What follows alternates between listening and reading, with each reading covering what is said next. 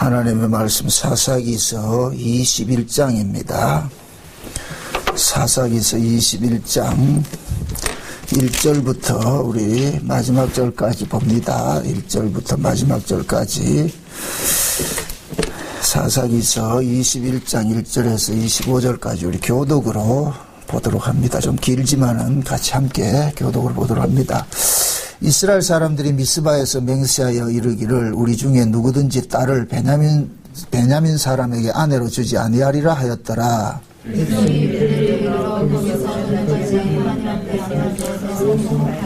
가로되 이스라엘의 하나님 여호와여 오늘날 이스라엘 중에 어찌하여 한 지파가 이지러졌나이까 하더니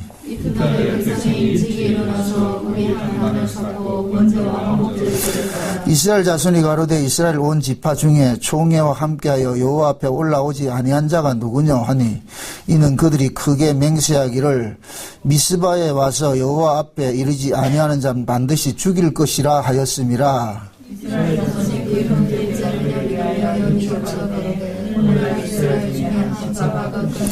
그 남은 자들에게 우리가 어떻게 하면 아내를 얻게 하리요? 우리가 전에 여호와로 맹세하여 우리 딸들을 그들의 아내로 주지 아니하리라 하였도다.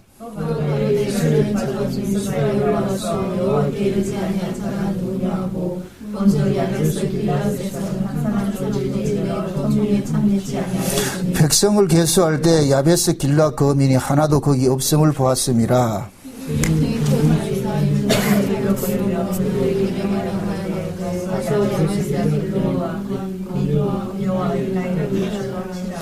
너희의 행할 일은 모든 남자와 잔 여자를 진멸할 것이니라 하였더니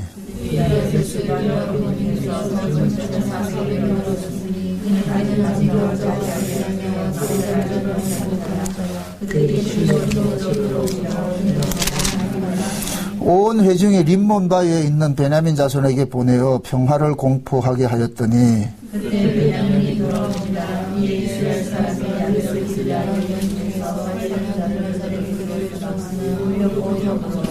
백성들이 베냐민을 위하여 뉘우쳤으니 이는 여호와께서 이스라엘 지파 중에 한 지파가 궐이 나게 하셨음이더라.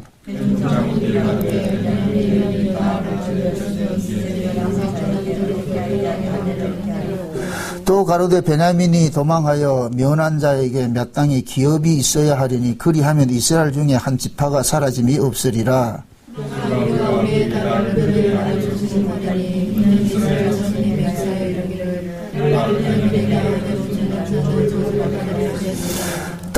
또 가로되 보라 베델 북편 르보나 남편 베델에서 세겜으로 올라가는 큰 길 동편 실로에 매년 여호와의 절기가 있도다 하고 보다가 실로의 여자들이 무도하러 나오거든. 너희는 포도원에서 나와서 실로의 딸 중에 각각 그 아내로 붙들어 가지고 베냐민 땅으로 돌아가라.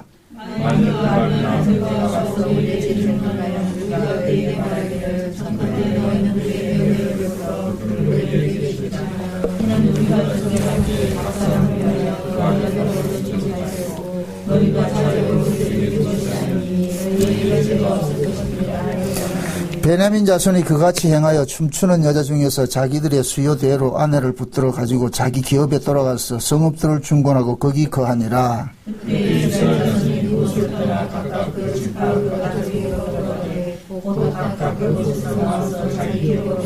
같이 봅니다. 그때 이스라엘에 왕이 없으므로 사람이 각각 그 소견에 오른 대로 행하였더라. 아멘. 기도합시다.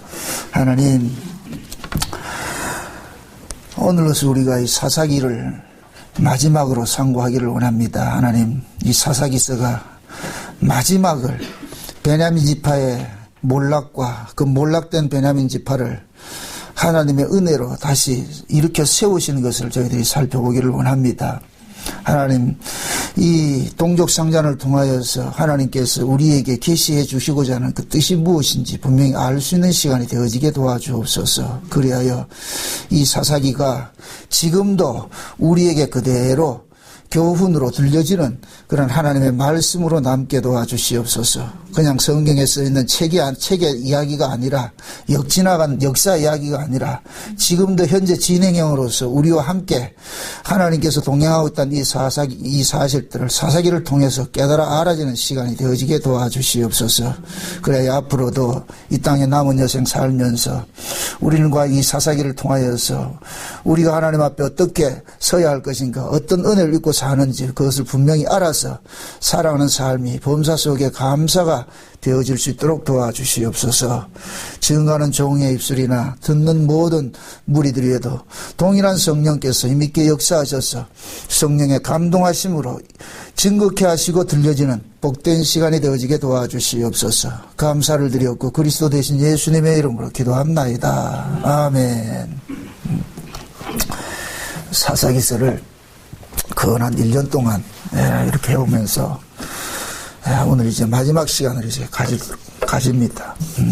근데 사사기가 맨 마지막 끝절이 한번 봅시다. 25절 봅시다. 맨 마지막 그때 이스라엘의 왕이 없으므로 사람이 각각 그 소견에 오른 대로 행하였더라. 결국 사사기는 끝이 뭐냐. 인간들은 하나님을 떠나니까 자기 소견대로 살더라. 자기 소견대로. 그 인간이 자기 소견대로 살 것 같으면은 무엇로 사느냐? 법으로 사는 거예요. 법. 인간은 선악의 법 아래서 태어났기 때문에 본능 속에 뭐가 자리 잡고 있느냐면 선악의 법이 자리 잡고 있단 말이죠. 그런데 그 선악의 법은 지극히 주관적인 거예요. 자기 중심에서 선과 악을 만들어내거든요. 그 모든 인간들은 자기 중심에서 기준이 자기예요. 자기. 내게 잘해주면 어떤 사람이고 선한 사람이고 내게 나쁘게 해주면 악한 사람이고. 그래서 이 땅에 이 세상에는 인간들에게는 절대 선도 절대 악도 없는 거예요. 그리고 지금 선이라고 하던 것이 나중에 돌아서면 그게 또 뭐로 변질될 수 있다? 악이 될 수 있는 거예요. 무엇을 통해서? 자기 몸의 몸뚱이 조건에 따라 가지고서 내 몸에 따라서. 그러니까 인간들 세계에서는 영원한 적도 없고 영원한 동지도 없는 거예요. 그걸 가장 잘 보여주는 것이 어디다? 저 여의도 있잖아요. 여의도 알죠? 그 정치판들. 그 정치판은 영원한 적도 없고 영원한 동지도 없어요. 결국에 그게 수시로 카멜레온처럼 바뀌잖아요. 그 선악 구조가. 그게 인간들이거든요. 인간들. 그래서 우리 인간들의 그 실상을 가장 잘 보여주는 그 집단이 정치 집단이에요. 정치 집단. 그게 정치 집단을 통해 가지고서 인간이 얼마나 더럽고 추악한가를 보여준단 말이에요. 그런데 인간들은 또 정치하는 것이 최고의 재미를 두고 있단 말이죠. 매스컴에 정치 기사 없을 것 같으면은 뉴스가 안 나온다니까. 그만큼 인간들은 뭐냐, 정치적인 동물이란 말이죠. 정치적인 동물이고, 정치를 싫어하면서도 또 정치를 이야기하는 것이 인간이라니까. 네, 그 속에 인간의 모든 선악의 구조들이 다 그 속에 들어가 있기 때문에, 그 지금 이 사사기서도 마찬가지예요. 하나님의 왕이 없으므로 자기 소견대로 행했다 얘기는 자기가 왕이 돼가지고서 자기 기준에 뭐로 삼느냐, 선과 악을 결정을 해가지고서 집행을 한다는 거예요. 그것이 나타난 것이 결국 뭐냐, 마지막 동족상잔으로 나타나더란 말이죠. 지금 레위 지파의 하나님께서는 그 이스라엘의 악을 고발하기 위해서 레위인의 그 첩을 뭐 한다 그랬어요. 미끼로 사용을 했다 그랬죠.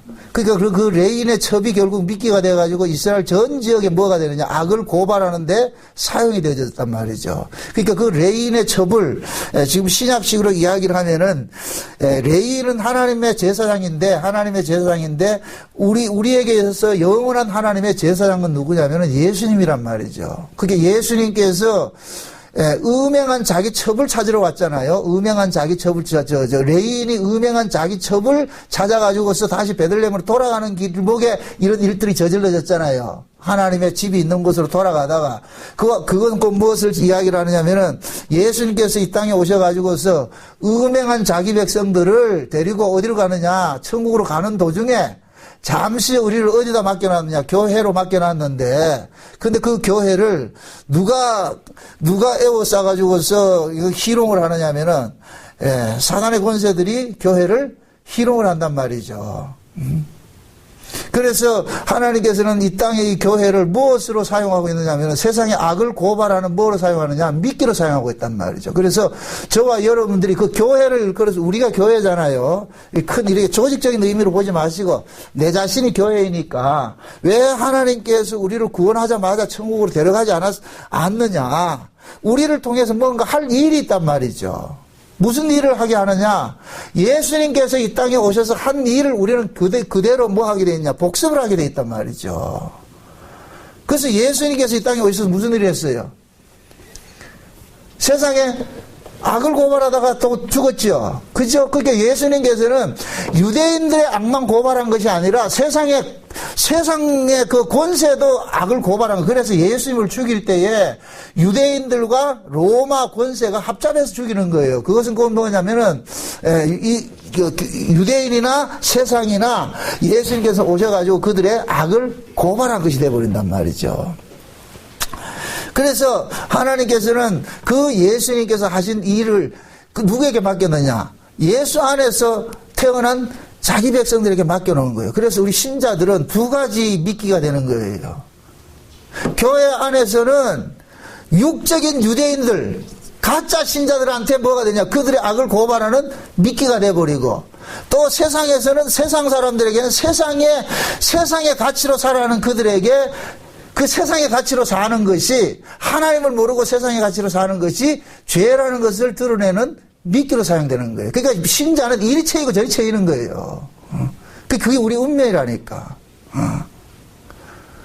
그 지금 하나님께서는 그 레일의 그 첩을 가지고서 이스라엘 전체의 악을 고발하는데 이제 사용을 한단 말이죠. 그래서 그 이스라엘이 그 뭡니까 레인의 첩에 12토막으로 된 그것을 그 시체를 받았을 때 자기들이 통해 자복을 해야 돼요. 세상에 이런 악이 이스라엘 지경에서 일어났다는 이야기는, 이스라엘은 한 뭉텅이기 때문에, 이스라엘은 12지파이지만 12지파가 전부 어디에서 났어요? 한 조상에게 났잖아요. 한 조상에게 났기 때문에 한 형제라니까 이건 남남일 수가 없는 거예요. 남남일 수가 없단 말이죠. 그런데 이스라엘 백성들은, 사사기 시대 이스라엘 백성들은 남남으로 생각을 한 거예요. 그러니까 뭐하냐? 베냐민 지파에서 일어난 그 일들은 우리는 안 했다는 식으로 돼서 그 일들을 일으킨 그 베냐민 지파를 뭐하냐? 징벌하기에 이런 거예요. 이래서 최초로 이 사사기를 시작하면서 이스라엘이 총회로 모였고, 또 가장 많은 군대 40만 군병이나 모였다는 것은 이 40만 군병이 한 지파를 자기 형제를 치기 위해서 모여가지고서 결국에는 뭡니까? 그 베냐민 지파를 진멸 하잖아요. 근데 첫 번째 전쟁하고 두 번째 전쟁에서는 40만 대 26,700명이 해가지고서 26,700명의 베냐민 지파가 이겼다 그랬어요. 두 번을 이겼어요. 두 번을 이겼는데 그 두 번을 이기게 한 것은 베냐민 지파에게도 경고하는 거예요. 이건 너희들이 싸운 것이 아니고 누가 싸웠다? 하나님께서 그 형제들을 징벌하는 거예요. 왜 그러냐면은 너희들은 은혜로 다스려져가 이 형제들인데 왜 법이 나오느냐, 이 법이. 그러니까 그 법이 나오는 것이 오늘 이 본문 마지막 25절에 뭐냐? 이스라엘에게 왕이 없으므로 자기 소견대로 뭐 했다? 행하였다라는 것이 되어버리는 거예요. 그들이 만약에 이스라엘 속에 진짜 왕이 있었을 것 같으면은 베냐민 지파에 속해 있는 그 기브아 사람들이 비록 레인의 첩을 유un간해가지고서 그런 악을 저질렀다 할지라도 진짜 왕이 있을 것 같으면 그걸 어떻게 하겠어요?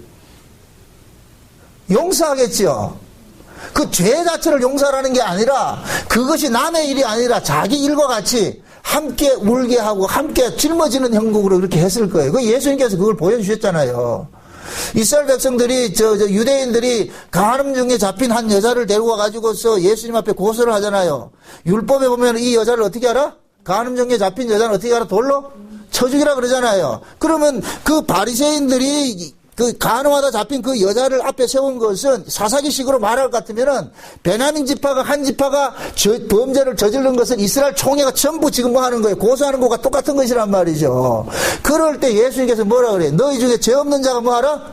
돌로 치라. 이게 돌로 치라는 거예요. 너희들도 같이, 너희들도 여기 돌 맞을 그 여자와 동일한 자들이라는 거예요.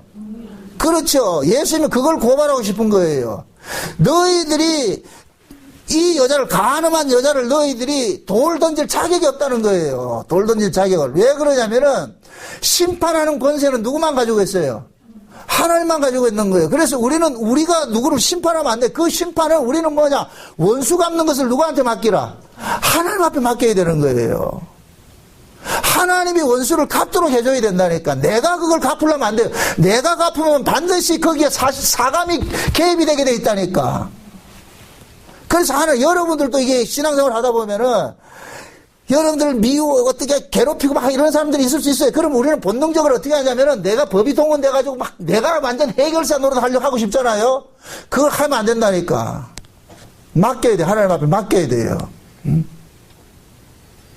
제가 예전에 그 십자가 마을에서 이렇게 쫓겨날 때 그렇게 그들이 막 해도 내가 딱 말 한마디 대꾸 안 한 것이 그거예요. 이 심판 주께서 알아서 하시겠지. 다 뜻이 있어서 이런 일들이 일어났겠지.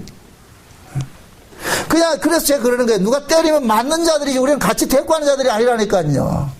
우리는 원수는 뭐냐? 하나님 앞에 일러야 되는 거예요. 하나님. 저는 때로는 외부에서 어떤 사람들 욕하는 사람들이 있어요. 또 이렇게 이다이라고 하는 사람들도 있어요. 그러면은 전 솔직히 하나님 앞에 일릅니다. 하나님, 저놈이 날 보고 이다이라 그럽니다. 하나님 알아서 해주이소.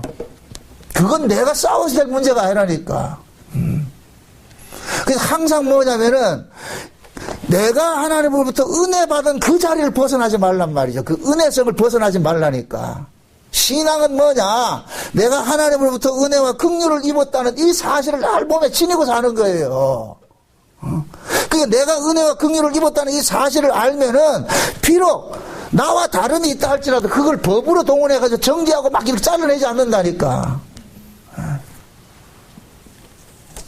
쉬운 얘기로. 내가 도적놈이면은 도적질하는 사람을 정죄할 수 있다 없다? 박희준 할 수 있다 없다? 못하죠. 내가 도둑놈을 같으면은, 지금 보세요. 예수님께서 간음중에 잡힌 여자를 데리고 와가지고서, 그러면 이 바리새인들이 지금 뭐가 되느냐, 바리새인들이 여자를 데리고 와가지고서 지금 이 여자가 간음했다 그런단 말이죠. 그럼 예수님 묻는 거예요. 간음은 여자 혼자 하는 게 아니지 않냐? 간음은 누가 있어야 되느냐? 남자가 있어야 되잖아요. 그 남자가 누구냐? 바로 너희들 아니냐 이거예요. 이걸 지적을 하고 있다니까. 너희도 돌로 맞아 죽어야 될 놈인데, 왜 여자 하나만 데리고 왔냐 말이요. 남자도 같이 와야 되는데. 그 남자가 너희들이라는 거예요, 너희들. 그런데 바리새인들은 우리 안 했거든요, 이러거든. 그게 결국은 뭐냐? 자기가 하나님으로부터 용서받은 게 없단 말이죠. 그러니까 용서가 안 나오는 거예요. 그래서 하나님께서는 의도적으로 우리 앞에 원수 같은 사람들 자꾸 세워놓을 때가 있어요. 그래서 우리 보고 하나님께서 어떻게 문제를 푸는가 하나님 보신다니까. 저 녀석이 지금 문제를 어떻게 푸는가. 에베소서 한번 봅시다.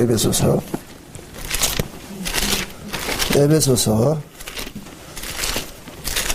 5장을 봅시다. 31절부터 봅시다. 에베소서 4장, 5장이 아니고 4장 30절부터 32절까지 봅시다. 같이 봅니다. 에베소 4장 30절에서 32절까지 같이 봅니다. 하나님의 성령을 근심하게 하지 말라. 그 안에서 너희가 구속의 날까지 인치심을 받았느니라. 너희는 모든 악독과 노함과 분냉과 떠드는 것과 해방하는 것을 모든 악의와 함께 버리고 서로 인자하게 하며 불쌍히 여기며 서로 용서하기를 하나님이 그리스도 안에서 너희를 용서하신 같이 하라. 자, 보세요. 지금 우리가 어떤 사람들이 잘못된 것이 있다 같은 그 잘못을 우리가 이야기를 할 때 31절의 모습이 나타난다. 모든 악독과 노함과 분냉과 떠드는 거, 해방하는 거. 이게 곧 누구예요? 어떤 잘못된 사람을 막 참수하잖아요. 욕을 하고 막 하는 이런 모습이잖아요. 이게 모든 죄의 모습, 법의 모습이, 법을 집행하는 모습이란 말이죠. 그러니까 지금 그러잖아요. 너희 이런 짓을 하면 성령이 근심한다는 거예요. 성령께서는 이런 일들 못하게 하기 위해서 우리 안에 와 계신단 말이죠. 그러면서 33절이 그 대답이에요. 서로 인자하게 하며 불쌍히 여기며 서로 용서하기를. 자, 보세요. 인자하게 하고 불쌍히 여기는 것이 목적이 아니고 하나님께서는 너희들 우리더러 인자하게 하고 불쌍히 여기라는 말이 아니에요. 그 말이 아니고 너희가 그리스도 안에서 용서받은 것을 알고 있느냐 이걸 묻는 거예요. 너가 지금 그리스도로 통해가 용서받은 걸 알고 있느냐? 그 용서받은 걸 내놓으라는 거예요. 그러니까 내가 누가 잘못된 것을 용서했을 때는 그 용서가 내 것입니까? 그리스도의 것입니까? 그렇죠. 그리스도의 것이지요. 내가 한 것이 아니고 내가 용서받은 자이기 때문에 용서가 나오는 거예요. 그래서 하나님께서는 내가 용서를 받은지 알고 있는지 모르는지를 늘 시험하는 시험지를 낸다니까.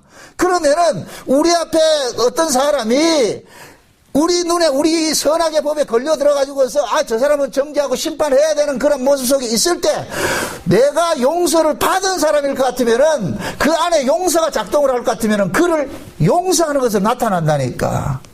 그게 용서가 안 나타날 때는 뭐하냐? 결국 내가 용서받지 못하고 있다는 거예요. 그러니까 하나님은 그 사람이 문제가 아니고 그 사람을 통해서 지금 나를 지금 시험을 하는 거예요. 너 진짜 내 용서 받고 있는지 아느냐? 나의 은혜를 입고 있는지 아느냐? 그거예요. 그래서 성경에서는 뭘 행하라 이렇게 얘기를 할 때는 그 행하는 것이 목적이 아니고 먼저 너희가 어떤 은혜를 입고 있느냐 이걸 묻는 거예요. 이걸 묻고 있단 말이죠. 그래서 베드로서에 같은 데도 그런 이야기를 하잖아요. 너희가 형제를 사랑하고 누구 이웃을 공개하고 섬기고 봉사하는 것이 너희 힘으로 하는 것이 아니고 하나님이 공급하시는 뭘 하라? 힘으로 하라 그러는 거예요. 하나님이 공급하는 힘으로. 그러니까 네 힘으로 하지 말라는 거예요. 그러니까 그 섬기고 봉사하는 그 원천이 누구냐 말이에요. 나냐 아니면 하나님의 은혜냐 이걸 묻는 거예요. 그러니까 내가 하나님으로부터 은혜 받은 게 있을 것 같으면은 그 은혜가 나로 하여금 그 일을 뭐 하느냐? 행하게 하는 거예요. 행하게 하는. 그러니까 그 일을 행할 때도 비록 행하였지만은 그 행함은 내 것이 아니고 누구 것이다? 하나님의 것이죠. 하나님의 것이죠. 그런 것을 뭐라 하냐? 그 은혜의 영광을 뭐 한다? 참여한다 그러는 거예요. 그 은혜의 영광을. 그래서 하나님께서는 늘 우리 가운데서 하나님께서 우리에게 주신 그 은혜를 늘 한번 시험을 치신다니까. 그래서 때로는 우리 앞에 우리하고 뜻이 다른 사람들을 두는 거예요. 나와 뜻이 다른 사람을 둘 때 뭐가 되느냐? 왕이 없으므로 자기 소견대로 행하면 뭐가 나오느냐? 내 기준에 선악의 법이 발동해가지고 그를 뭐 한다?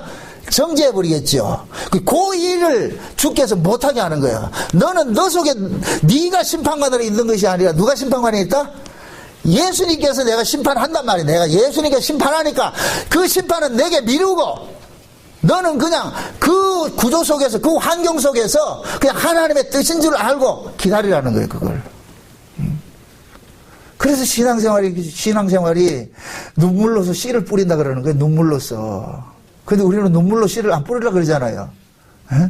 신앙생활은 히익거리면서 웃으면서 하는 게 아니에요.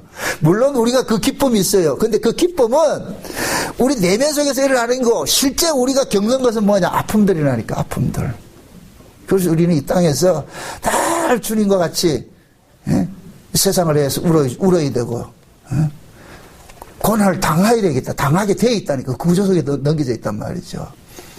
그렇죠. 지금 이스라엘이 사사기 마지막에 이제 하나님께서 이스라엘의 전체 악을 고발하는데 레인의 첩을 가지고서 그 미끼를 사용해 가지고서 이제 고발을 했습니다. 고발을 했는데 이스라엘 전체가 뭐냐? 자기들은 죄 없다. 저 베냐민 지파만 잘못됐다 해서 11지파가 한 지파를 응징하는 일을 벌리기 시작을 한 거예요. 시작을 했는데 그래서 첫 번째, 두 번째 전쟁에서는 하나님께서 그들이 전쟁하는 것이 틀렸다는 것을 알려주기 위해 가지고서 지게 만들었어요. 이건 질 수 없는 전쟁을 지게 만들었다니까. 40만 대 26,700일 같은 이거는 갔다가 오줌만 싸도 확 떠내려간다니까.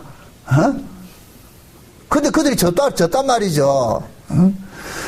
그런데 이제 세 번째 전쟁에서 베냐민 지파가 완전히 뭐가 되느냐? 진멸이 되는 거예요. 진멸이 된다. 진멸이 당하는 것도. 그러니까 하나님께서 베냐민 지파를 두둔한 것이 아니에요. 예. 하나님께서 이 베냐민 지파를 이 전쟁을 통해 가지고서 뭔가 할 일이 있어서 이 일들을 하게 하는 거예요. 그래서 이스라엘 백성들이 전체가 모여가지고 베냐민 지파 한 지파를 완전히 쑥대밭을 만들어버린 거예요. 그래서 그 베냐민 지파가 다 죽고 600명이 남아가지고 남자가 600명이 남아가지고서 산속에 숨어가 있다니까. 산속에 도망가가지고서 숨어가가지고 만약의 경우에 이스라엘 백성들이 이 베냐민을 진멸하는 것이 목적일 것 같으면 600명 다 죽일 수 있어요. 근데 성경은 그 600명을 남겨놨잖아요. 남겨놨단 말이죠. 근데 지금 이스라엘 백성들이 그 베냐민 지파를 진멸을 하고 나가지고서 그들 속에서 어떤 탄식이 일어나느냐면은 세상에 우리 12지파 중에 한 지파가 지금 뭐가 생겼다? 비게 생겼구나. 이거 큰일 났다. 여러분들 보세요. 이스라엘의 12지파는 지금 신약식으로 말할 것 같으면은 한 몸과 같은 거예요. 고린도전서 12장에 볼 것 같으면은 교회를 일컬어서 뭐라 그래요? 여러 지체들이 모여가지고서 몸을 이룬다 그러죠. 그렇죠? 지체와 지체가 모여서 몸을 이루는 거예요. 그 몸이 온전해지려면은 모든 지체가 온전하게 있을 때 그 몸이 온전해지는 거예요. 만약에 그 몸 중에서 팔이 하나라도 잘려져 나갈 것 같으면 그 몸은 온전한 몸이 아니고 병신이 되어버린다니까. 그러니까 이스라엘의 12지파는 하나님께서 하늘의 삶과 이 땅의 사를 합해가지고 12이라는 이 완전한 것을 만들어 놨는데 그 중에 인간들이 법이 동원되니까 그 12 중에서 하나가 뭐가 생겨버렸어요? 거리 생기게 됐잖아요. 결혼이 생기게 됐잖아요. 그러니까 이스라엘 백성들이 이걸 통해 깨닫는 거예요. 세상에 우리가 법을 동원해가지고서 저 베냐민 지파를 응징을 했는데 결국에는 뭐냐? 우리 몸의 지체 하나가 뭐가 됐었다? 잘라져 나간 것이 되어버렸다. 그러니까 이들이 뭐 하느냐? 하나님 앞에 통곡을 하는 거예요. 하나님, 이거 큰일 났습니다. 죽일 때는 언제고? 하여튼 인간들이. 죽일 때는 언제고? 이제 다 죽고 나니까. 하나님 큰일 났습니다. 이거 어떻게 해야 됩니까? 그래서 600명도 하나님께서 살려둔 거예요. 그걸 가지고 뭔가 보여주고 할 일이 있기 때문에. 그래가지고 이스라엘 백성들이 총회를 모아가지고서 어떻게 하냐. 저 한 지파가 잘라져 나갔는데 저걸 다시 어떻게 해야 되지 않느냐.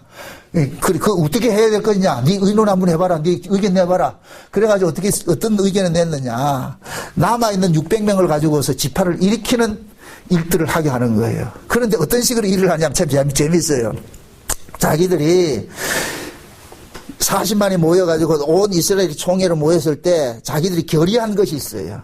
돈 결의한 것이 있단 말이죠. 결의를 어떻게 했느냐. 누구든지 우리가 저 베냐민 지파를 숫자밭을 맺을 때 다 죽일 텐데 그 누구라도 저 베냐민 지파에게 딸들을 시집 보내지 말아라 그랬거든. 시집 보내지 말아라. 이 이야기는 뭐와 같으냐면은 베냐민 지파를 이방인 취급해버리는 거예요. 구약의 이스라엘 백성들은 이방인과 시집을 못해요. 이방인과 결혼을 못하게 돼 있다니까. 그러면은 베냐민 지파에게 딸을 안 주겠다 이 얘기는 결국 뭡니까? 너는 우리 지파? 우리 이스라엘이 아니야 이렇게 돼버렸단 말이죠. 그러니까 베냐민은 이방인 지파가 돼버린 거예요. 이방인 지파가 돼버렸단 말이죠. 그러니까 이스라엘은 총의 결의사항이 뭐냐?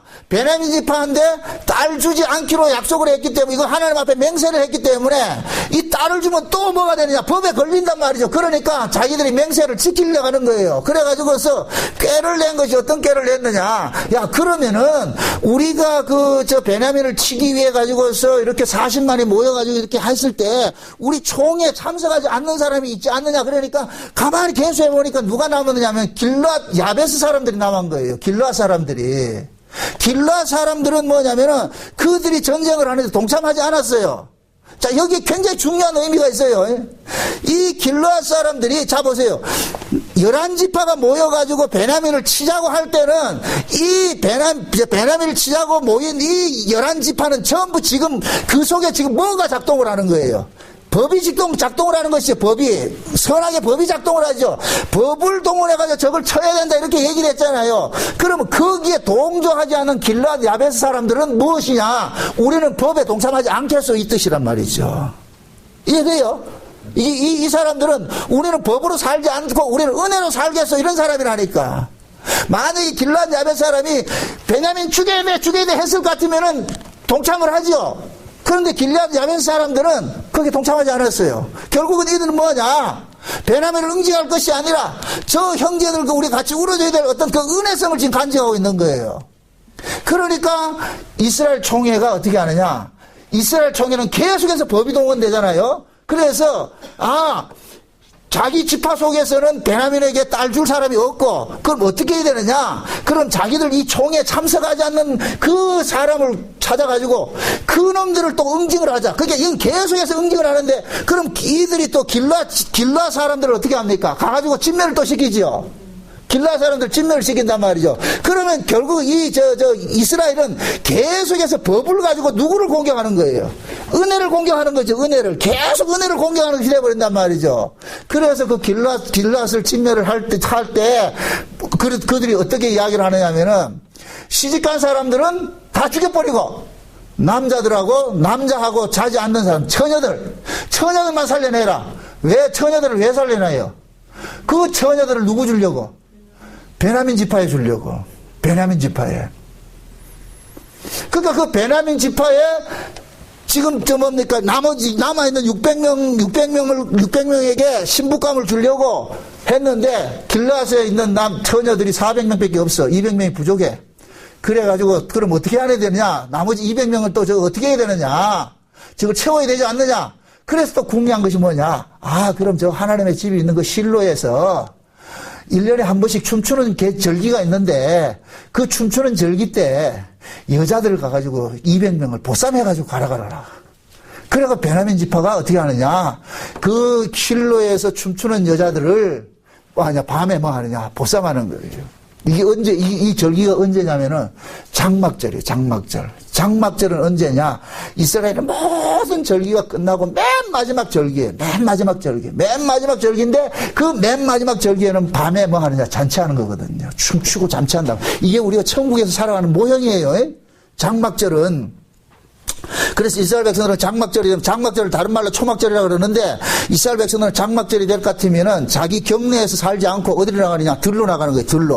들로 나가지고 종려나무 가지로 가지고 집을 초막을 만들어 가지고서 거기서 밤을 지새면서 불잔치 하는 거예요. 온 동네 불을 밝혀놔놓고 광야에다가.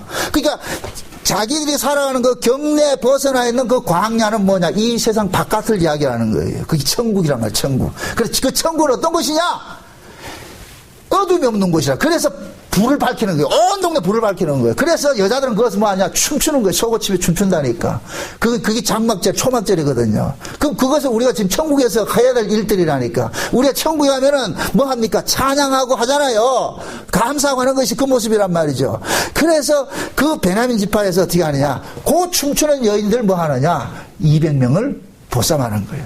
데리고 가가지고서 자기 아내 삼아가지고서 이 여자들을 가지고서 하나는 길랏에 있는 그 여자들, 남자를 알지 못하는 여자들 400명하고 춤추러 나온 그 여자들 200명하고 도합 600명이 돼가지고서 베냐민 지파를 다시 일으켜 세운다니까. 그러면 이 베냐민 지파는 뭐냐? 법으로 심판당했던 지파가 무엇으로 다시 되살아나는 거예요? 은혜로 되살아나는 거죠. 요거 하나 보여주는 거예요. 하나님께서. 이스라엘을 통해 가지고서 뭘 보여주느냐? 너희들은 법으로 하나님을 공격했는데 하나님께서는 그것을 은혜로 뭐 하더라? 너희들을 살려내는 일을 하더라. 그가 누구냐? 우리란 말이죠. 우리는 하나님 앞에 늘 법으로 나가요. 절대 우리는 하나님 앞에 은혜로 안 나간다니까. 하나님 앞에 법으로 나갈 때 뭐 하느냐? 네, 우리는 징징거리면서 나간다니까. 하나님, 와 이러십니까? 결국 뭡니까? 자기가 자기 답을 다 가지고 있잖아요. 내가 이렇게 했을 것 같으면 하나님께 분명히 복을 줘야 되는데 복이 안 오면은 우리는 뭐 하냐? 불닭을 해가지고 뭐 하느냐? 하나님 와 이러십니까? 내가 예배도 잘 드리고 헌금도 잘하고 봉사도 잘하고 이랬는데 와 우리 집구석에 아들이 말을 안 듣고 또 신랑이 말 안 듣고 마누라가 말은 왜 이런 일들이 자꾸 일어납니까? 우한질고 일어납니까? 우리 늘 그런 거 따진다니까. 그 하나님께서는 우리는 늘 법으로 나가지만 하나님께서는 뭐 하냐? 계속해서 뭐 할 수 없냐? 은혜로 쌓는 거예요. 여기 가정에서 뭐 하냐? 부모 자식으로 나타나는 거예요. 자식들 불러 세워놓고 물어보세요. 부모에게 만족하냐? 없어요. 만족한 자식이 없다니까. 응? 김승남 집사님 그래 안 그래? 엄마 옆에 계시지만은 물어보세요. 엄마한테 만족하냐? 만족하네요. 이 땅에 그 어떤 자녀들도 부모에게 만족하는 인간이 없어요. 없다니까. 만족한다고 할 때는 뭔가 꼼수가 있는 거예요. 그게 뭔가 노림수가 있다니까. 만족하는 인간은 없어요. 자식은 반드시 뭐냐? 불평불만을 갖게 돼 있어요. 근데 그 불평불만 가지고 있는 그 자식을 그 어떤 부모도 잘라내는 부모가 없다니까. 다 뭐하냐? 감싸지요. 왜 그런 줄 아세요? 자식이 부모를 낳은 것이 아니라 부모가 자식을 낳았기 때문에 그렇다니까. 은혜는 어디서 나오느냐? 내가 나 준 사람에게만 나오는 것이 은혜예요, 은혜. 그래서 부모가 자식을 사랑하는 거예요. 자식은 부모를 사랑하는 것이 아니고. 그럼 자식은 뭐냐? 계속해서 부모의 은혜를 받는 거예요. 그 사랑을 받는 거예요. 그걸 깨닫는 거예요. 평생 그걸 깨닫는 거예요. 그것이 언제 깨달아지느냐? 지가 시집가고 장가가가지고 자식 키워보면서 지같이 똑같은 쌍둥이 나가지고 한번 키워봐야 돼. 그래가지고 쌍고생을 하면서 우리 엄마 아버지가 나를 키우는 것이 이렇게 힘들었구나. 그걸 안다. 비로소 그래. 나이 들어가가지고서 우리 어머니 아버지가 이렇게 고생했구나. 그때는 엄마 아빠 안 계시거든 다. 부모는 안 기다려준단 말이죠. 그래서 제가 그러는 거예요. 부모님 살아계실 때 따뜻한 물 한 그릇이라도 봉양하는 게 낫지. 뭐 나중에 잘해가지고서 뭐 내가 돈 많이 벌어가지고 성공해가지고 그 개떡 같은 소리 하지 말라고 그런다. 그런 거 하지 말라고. 그냥 살아계실 때 있으면 있는 대로 없으면 없는 대로 막 돌아보는 거예요. 돌아보는 거. 근데 그런 새끼들이 많다 적다. 몰라 우리 김순남이는 할까. 응? 그러니까 사랑이라는 게 그래요. 하나님께서는 그 성경 우리에게 그러니까 너희들이 나를 사랑한 것이 아니라 내가 너희들을 사랑했다는 거예요. 이걸 알려주는 거예요. 내가 너희들을 사랑한 거 이거 좀 아느냐 이놈들아 이거 아느냐. 그것을 우리가 언제 아느냐. 이 죄악이라는 이 구렁텅이 속에서 뺑뺑이 돌면서 저 뭡니까 이거 저 짤짤이 같이 그 짤순이 같이 말이죠. 세탁기 짤순이 같이 그 고난 속에 돌면서 비로소 뭐가 되느냐. 깨달아가는 거예요. 그래서 신앙이 언제 좋아지는 줄 아세요? 고난을 많이 겪은 사람이 신앙이 좋아진다니까. 고난을 많이 겪은 사람이 우리 생각 같은 고난 겪을 것 같으면 도망가야 되잖아요. 욕을 하고 도망가야 되는데 안 그렇다니까. 신앙은 이상하게 역설적으로 고난을 많이 겪으면 겪을수록 뭐하냐? 하나님에 대해서 알아가요. 내가 깎여지고 말이죠. 내 생각이 차압당해지고 거기에 하나님의 은혜가 계속 투입이 돼가지고서 그래서 마지막에는 하나님의 백성들은 고난 속에서 뭐가 나오느냐? 찬송이 터져나오는 거예요. 찬송이. 하나님 그렇게 일을 해가신다니까. 나는 아직 하나님 은혜를 잘 모르겠는데요. 그럼 제가 기도를 해드릴게요. 하나님 저 사람이 지금 하나님 은혜를 모르고 있다니까. 은혜는 반드시 뭐냐? 법을 통해 가지고서 드러나게 돼 있는데 한번 하나님께서 법대로 한번 조지세요.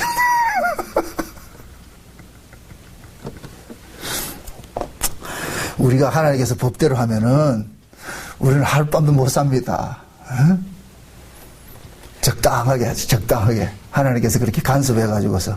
그래서 하나님께서는 우리가 밀당을 하잖아요. 그래서 조금씩 깨닫게 만드는 거예요. 깨닫게 만든다니까.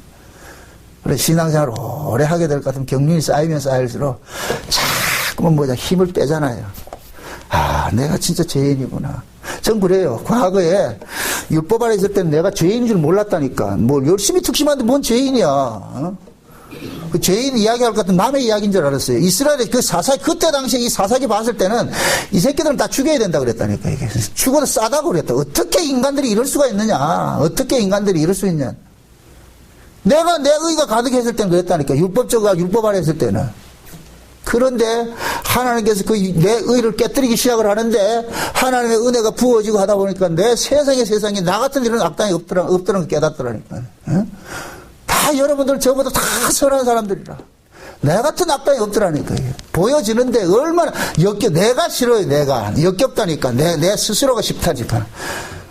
거울 앞에 서가지고 야, 너 이 꼬라지밖에 안 돼. 너 이 모양밖에 안 되냐 너. 큰 자괴감 빠지죠.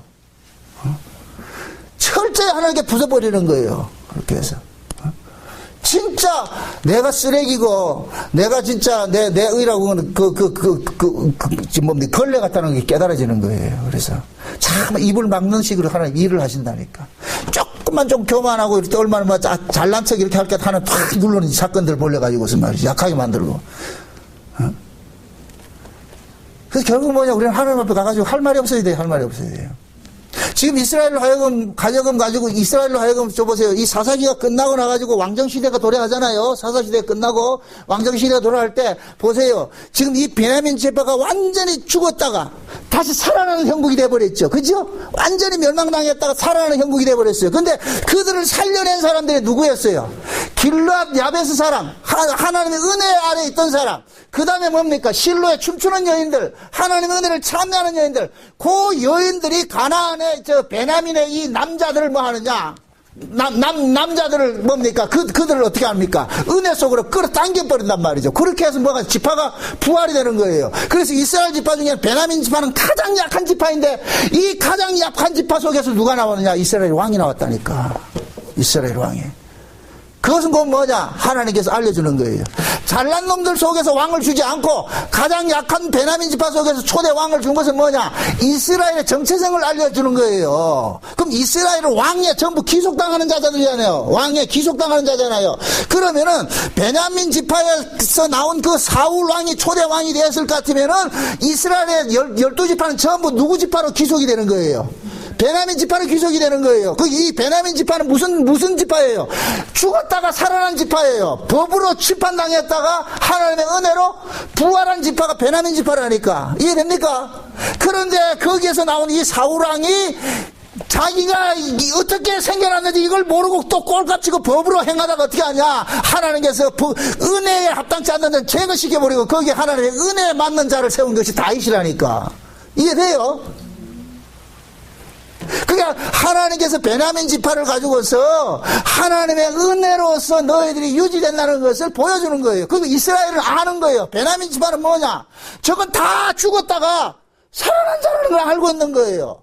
그러니까 이스라엘은 베냐민 지파를 무시하면 안 된다니까. 계속해서 그들을 뭐 하냐? 감싸고 돌아야 돼. 감싸고 돌아야 된다. 오늘 본문에 한번 보세요. 본문 몇 절일 것 같으면 15절 보세요. 15절 한번 보세요. 백성들이 베냐민을 위하여 뉘쳤으니 이는 여호와께서 이스라엘 지파들 중에 한 지파가 궐이 나게 하셔서. 그걸 보세요.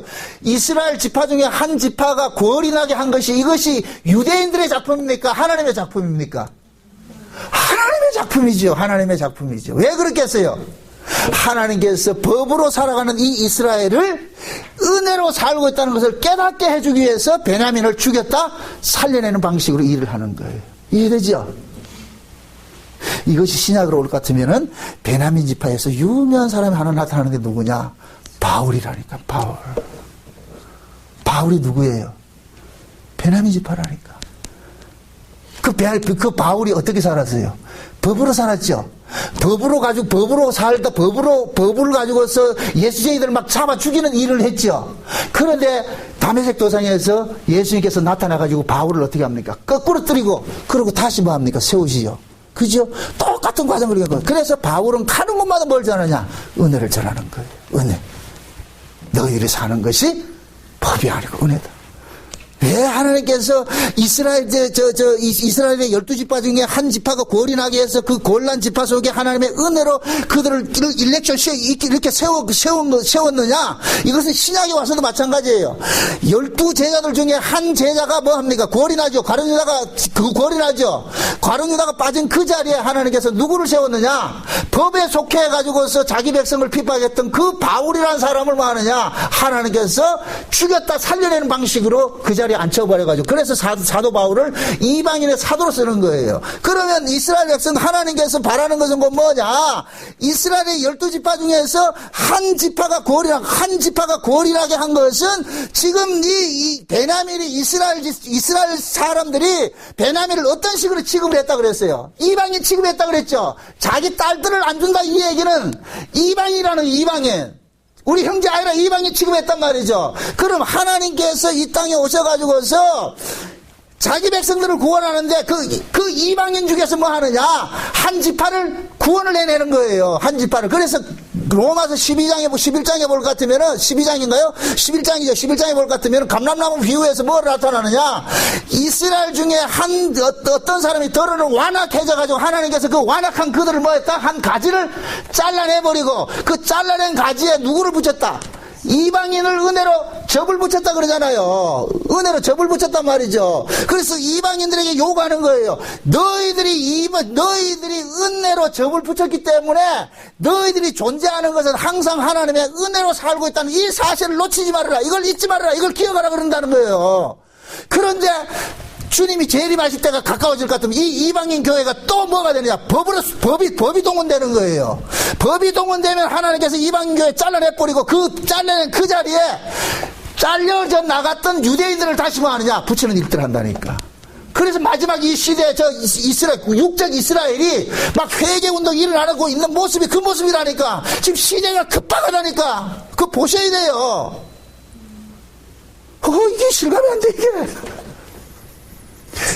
잘려나갔다는 자들, 왜 잘려나갔어요? 유대인들이 왜 잘려나갔어요?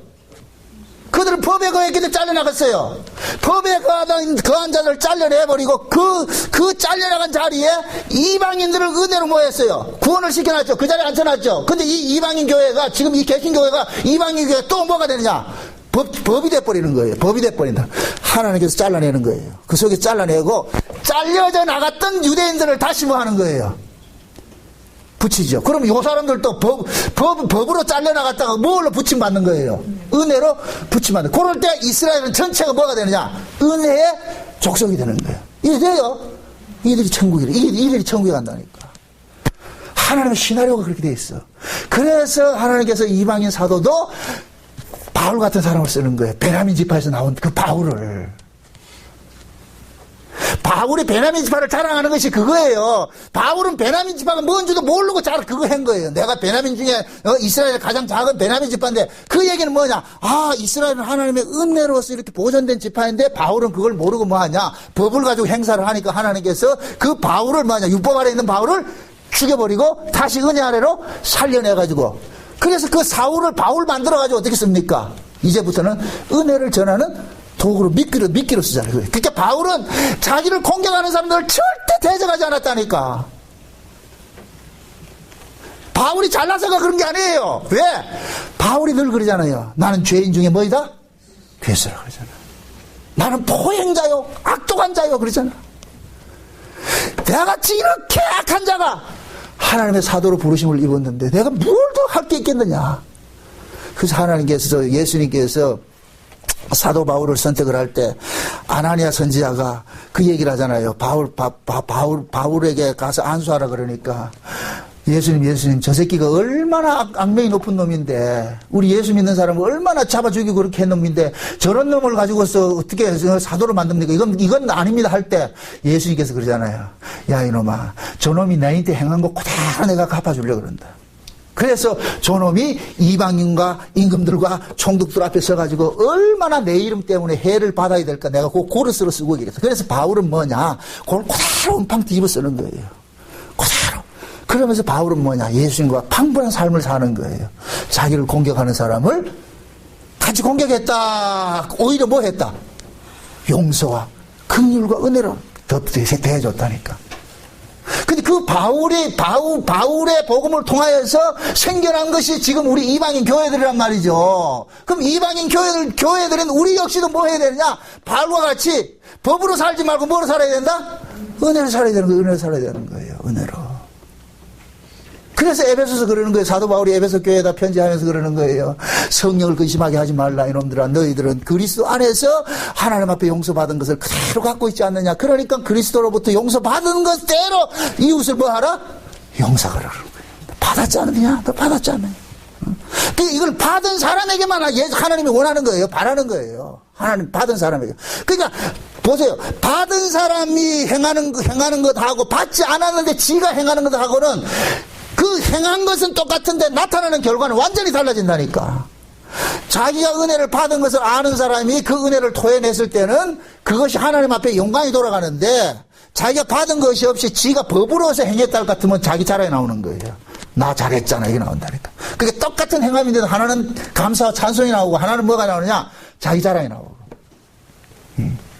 그래서 하나님께서 그걸 보는 거예요. 그래서 성경을 보면은 지금 신약 성경이 그렇잖아요. 전부 하라 하지 말라는 말씀대로 가득하잖아요. 명령법이잖아요. 그 명령법을 딱 던져보면은 진짜 하나님의 은혜를 가지고 있는 사람, 은혜 속에 속한 사람들, 그 명령법을 자기가 키핑하는 것이 아니라 하나님께서 내 안에서 그 일을 해야 한다는 걸 깨달아요. 그렇기 때문에 자기가 받은 것을 내놓아요. 그런데 그 속에 하나님의 은혜가 없는 사람, 성령이 없는 사람은 자기 힘으로 그것을 키핑을 하는 거예요. 그래가지고 자기가 내놓는 거예요. 그러니까 똑같은 일을 했는데 나타나는 것은 완전히 천국과 지옥 차이죠.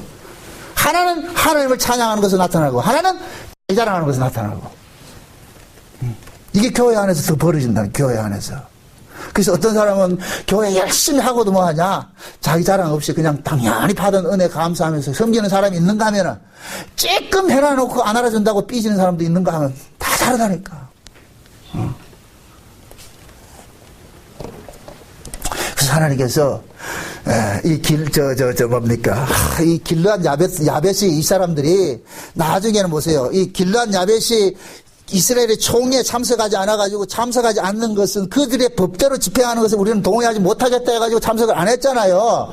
그러니까 길르앗 야벳 사람들은 은혜에 속한 사람인데 이 은혜에 속하였다는 것 때문에 법에 속한 이스라엘의 연합군들이 길르앗도 뭐 했어요? 작사를 냈죠. 그런데 나중에 다윗이 왕이 되고 나가지고서 이 길르앗 사람들을 극진히 대적하는 것이 나타나요. 사무엘하 2장을 한번 봅시다.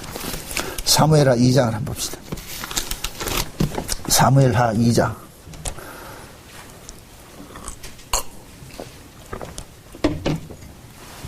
4절부터 봅시다. 4절부터 6절까지 봅시다. 사무엘하 2장 4절부터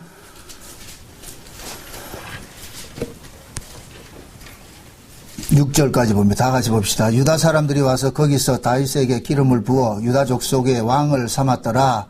혹이 다윗에게 고하여 가로되 사울을 장사한 사람은 길르앗 야베스 사람들이니이다 하매 다윗이 길르앗 야베스 사람들에게 사자들을 보내어 가로되 너희가 너희 주 사울에게 이처럼 은혜를 베풀어 장사하였으니 하나님께 복을 받을지어다.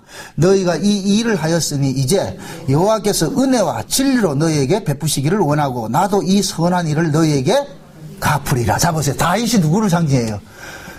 다윗 왕이 누구예요? 다윗이 은혜로 선택이 된 왕이잖아요. 그죠? 은혜로 선택이 된 왕이 제일 먼저 되고 나가지고서 제일 먼저 시행한 것이 뭐냐? 사울 왕을 장사 지낸 사람들을 찾은 거예요. 그러니까 쉬운 얘기로 이렇게 생각하세요. 사울은 이스라엘에서 따질 것 같아요. 다윗 진영에서 따질 것 같으면 사울은 역적이에요. 그러면은 역적을 장사 지내면은 그 장사 지낸 사람도 뭐로 걸려요?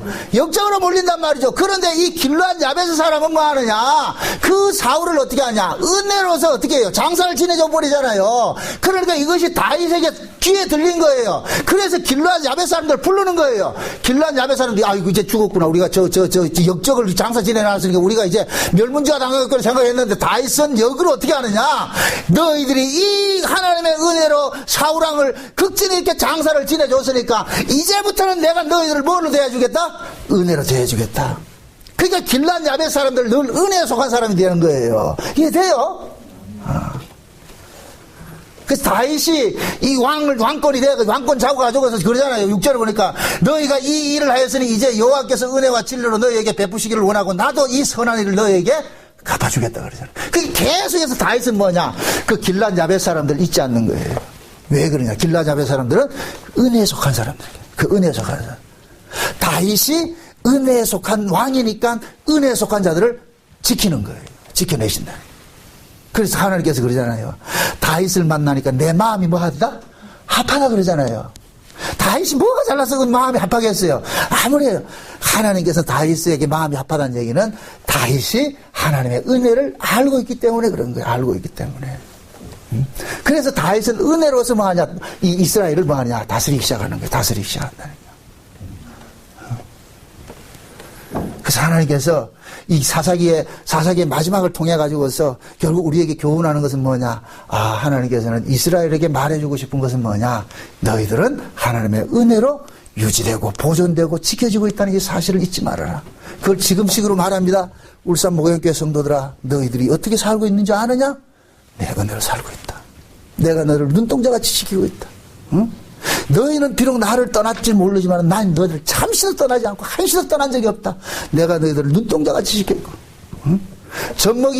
어미가 그 젖먹이는 이를 주다도 하나님께서는 우리 잊지 않아요. 내가 너를 손바닥에 새겼다 그런단 말이죠. 응? 다 우리 지켜주시는 거예요. 우리는 솔직히 지금까지 지내오면서 법대로 해석 같으면 우리는 이 자리에 있을 사람 한 사람도 없어요. 다. 그런데 하나님께서 길이 참으심 중에서 계속해서 은혜와 긍휼을 우리에게 부어주셔가지고 지금 이 자리에 우리가 서 있는 거예요. 그러니까 나 된 것이 모든 것이 하나님의 은혜가 되는 거예요. 신자는 이걸 토해내야 되는 거예요.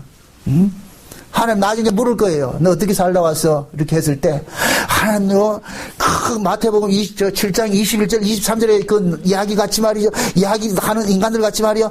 주여 우리가 주의 이름으로 권능도 행하고요. 귀신도 쫓아내고 뭐도 했고 이럴 것 같으면 하나님께서 뭐 하냐? 탈락.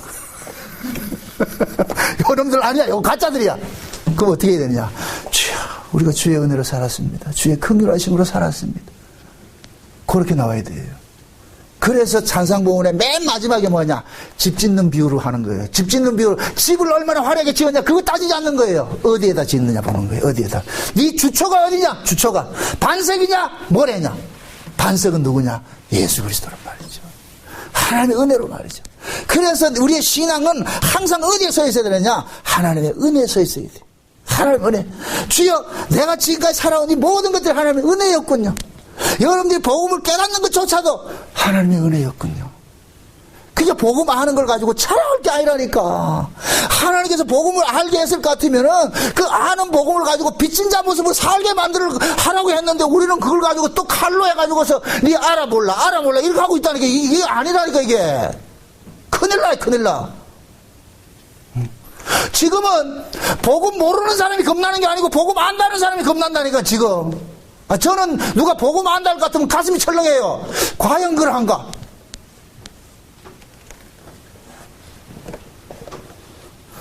우리 블로그에도 보면은 이렇게 하는 사람들이 있어요. 내가 조용히 보는 거예요.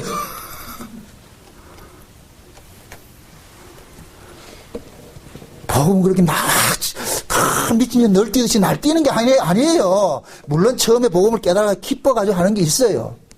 요즘에 저한테 매일 문자가 장문의 문자가 오는 분이 있어. 대전에 있는 그 어떤 분이 그 2단에서 나와가지고서 지금 우리 블로그를 통해가 엄청 은혜를 읽고 있어요. 아버지가 막 울면서 지금 어떻게 지금 자기가 돌아온 것을 지금 전부 신앙 고백하는 거예요. 전부 내가 못된 짓 하고 살아왔구나. 이게 내가 악한 자였구나. 이걸 깨닫고 말이죠. 지금 눈물로서 회개하면서 하는 사람이 있어. 내가 답장 하나도 안 해준다니까. 장문에 이 문자를 보내도. 전에 한번 통화를 한번 했어요.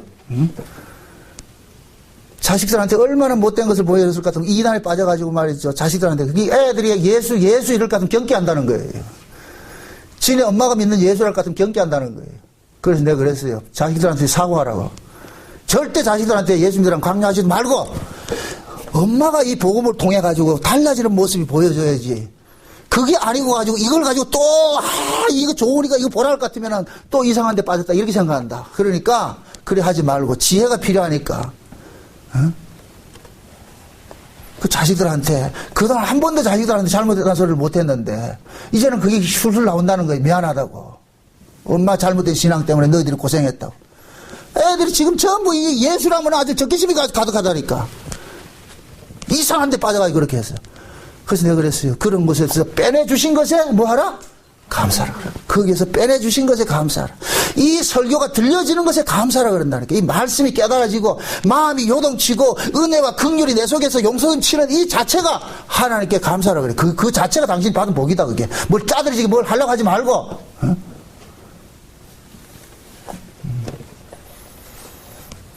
아마 그런 것들이 이게 뭡니까? 하나님께서 자기 백성들 그런 식으로 찾아내는 거예요. 찾아낸다니까. 그러니까 법으로서 법 안에서 작두사는 사람이 하나님의 말씀에 은혜에 붙잡힐 것 같으면 이제부터 작두에서 내려가지고 그때부터 어떻게 하느냐.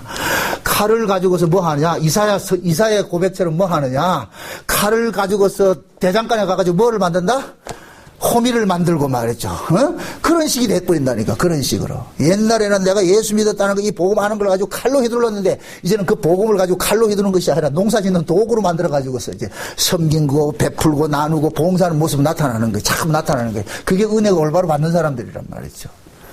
근데 많은 분들은 율법 아래 있다 복음 알았다고 하면서 이 복음 가지고 또 널뛰는 사람이 있다니까. 작두 사는 사람이 있다니까.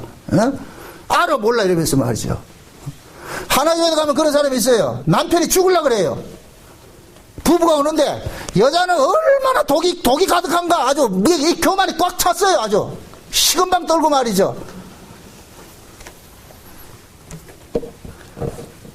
그러면 그 남편은 그러잖아요. 남편은 그 여자 앞에서는 말을 못하고 내 입에서 그러더라고. 이 죽겠다고. 그건 복음하는 게 아니에요. 복음. 오히려 차라리 그 사람도 복음 모르는 게 나았을 뻔했어요. 복음이 결국은 뭐냐. 그 사람한테는 독이 돼버리는 거예요. 독이라니까. 여러분들이 복음 안다는 건 물론 귀한 거예요. 그러나 그것이 여러분들의 삶에서 은혜와 긍휼로 이걸로 드러나야지 아니면 칼잡이가 되면 안 된다니까. 큰일 난다니까 그거. 그 조심하라고. 그러니까 선줄로 생각하는 자는 넘어질까? 조심하라. 그래서 날 하나님 말씀 앞에서 내 자신이 부서지고 깨어지고 내가 이런 은혜를 있구나. 내가 죄인 중에 다른 거 없어요. 성경을 통해 가지고서 말씀 앞에 서가지고 내가 죄인 중에 계시를 자꾸 드러내야 돼요. 거울 앞에 이 말씀이란 거울 앞에 자기를 세우세요. 세워서 진짜 내가 형편없는 놈이구나. 응?